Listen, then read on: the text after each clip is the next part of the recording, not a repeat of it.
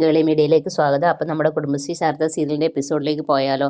അങ്ങനെ വിഷ്ണുവിനെ കൊണ്ടുപോകാനായി ചന്ദ്രബോസ് വന്നിരിക്കുകയാണ്. അപ്പോഴത്തേനും ശാലിനി എത്തുന്നത്. ശാലിനി എത്തി കഴിയുമ്പം നമ്മുടെ ചന്ദ്രബോസ് പറയും, ഇതിലുള്ള ചാർജ് ഷീറ്റ് ഞാൻ എല്ലാം എഴുതി പിടിപ്പിച്ചിട്ടുണ്ട്, ഇവന് ഒരിക്കലും പുറത്തിറങ്ങാൻ പറ്റത്തില്ല, മാഡം ചെയ്യാൻ പറ്റുന്നതൊക്കെ ചെയ്യാൻ പറയും.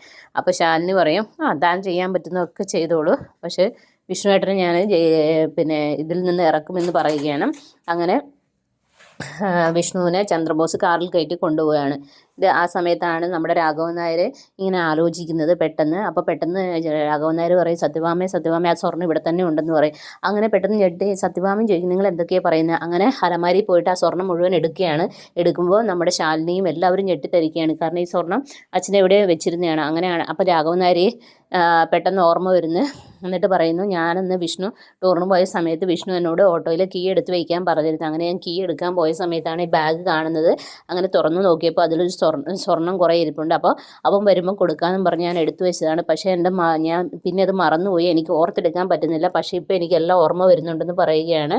അപ്പോൾ ഇത് കേട്ട് സത്യഭാമ ഒരുപാട് വഴക്കുറ, നിങ്ങൾ എൻ്റെ മകനെ കുരുതി കൊടുത്തില്ല, നിങ്ങൾ എന്തിനാണ് ഇങ്ങനെയൊക്കെ ചെയ്തത്, നിങ്ങളുടെ ഓർമ്മക്കുറവ് അങ്ങനെ ഇങ്ങനെയൊക്കെ പറയും, നിങ്ങളെൻ്റെ മകനെ ജയിലിലാക്കിയില്ലേ എന്നൊക്കെ പറയാം. അങ്ങനെ രാഘവൻ നായർ ഭയങ്കരമായിട്ട് വിഷമിക്കുക പറയും, എനിക്കൊന്ന് ചത്ത് കളഞ്ഞാൽ മതി. അപ്പോൾ ശാലിനി പറയും, ഇപ്പോൾ ഒന്നും ചെയ്യേണ്ട അച്ഛൻ സത്യഭാമയുടെ സങ്കടം കൊണ്ട് പറയുന്നതിലെന്നൊക്കെ പറയും. അപ്പോൾ ശാലിനി നല്ല കാര്യങ്ങളൊക്കെ രാഘവൻ നായരോട് പറയുകയാണ്. ഇതൊക്കെ മറഞ്ഞു നിന്ന് നമ്മുടെ സത്യഭാമ കേൾക്കുന്നുണ്ട്.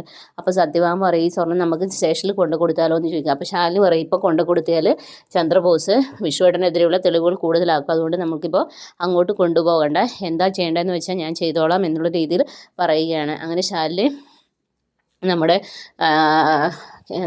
വിഷ്ണുവിനോട് രാഘവൻ നായരോട് പറയും, വിഷമിക്കേണ്ട, ഞാൻ തന്നെ ഇതിനുള്ള പരിഹാരം കണ്ടെത്തിക്കോളാം എന്ന് പറയും.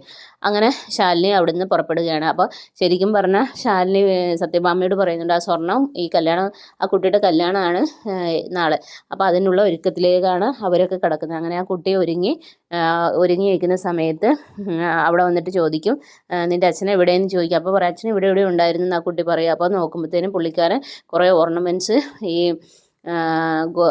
ഗോൾഡ് കവറിങ്ങുള്ള കുറേ ഓർണമെൻറ്റ്സുമായിട്ട് വരുന്നിട്ട് പറയും, മോളെ ഇതിടാൻ പറയും. അപ്പോൾ അവൾ പറയില്ല, ഞാൻ ഇടുന്നില്ല, അങ്ങനെ അവരെ പറ്റിക്കണ്ട, ഇനി ആ പഴി കൂടി നമ്മൾ കേൾക്കണ്ട എന്ന് പറയും. അപ്പോൾ അച്ഛനും അമ്മയും പറയില്ല മോളെ ഇട്ടോ, നമുക്ക് സാഹചര്യങ്ങൾ പറഞ്ഞ് മനസ്സിലാക്കുക, അവരുടെ കാലിൽ ഞാൻ വീണോളാന്ന് പറയും. അപ്പോൾ അവർ പറയില്ല, അവൻ്റെ അമ്മ ഒരിക്കലും സമ്മതിക്കത്തില്ല, അവർക്ക് സ്വർണ്ണത്തിനോട് ആർത്തിയുള്ളേ, ഞാൻ ഇങ്ങനെ തന്നെ പോകാമെന്ന് പറയുകയാണ്. അപ്പോൾ അച്ഛൻ പറയും, മോളെ അത് വേണോ, അവരത് സമ്മതിക്കുമോ എന്നൊക്കെ ഇങ്ങനെ പറയുകയാണ്. അപ്പോൾ അവൾ പറയും, അങ്ങനെ സമ്മതിക്കുമെങ്കിൽ മാത്രം എന്നെ കല്യാണം കഴിച്ചാൽ മതി, എന്തായാലും അവൻ എന്നെ ഒരിക്കലും ഒഴിവാക്കില്ല, അവൻ എന്നെ മനസ്സിലാകും എന്ന് പറയുകയാണ്. അങ്ങനെയാണ് ഇന്നത്തെ എപ്പിസോഡ് അവസാനിക്കുന്നത്. അപ്പോൾ നാളത്തെ എപ്പിസോഡിന് എല്ലാവരും വെയിറ്റ് ചെയ്യുക. അപ്പോൾ okay, bye bye, thank you. എൻ്റെ ചാനൽ ഇഷ്ടപ്പെടുകയാണ് സബ്സ്ക്രൈബ് ചെയ്യുക, സപ്പോർട്ട് ചെയ്യുക, നിങ്ങളുടെ വിലയേറിയ അഭിപ്രായങ്ങൾ കമൻറ്റായി രേഖ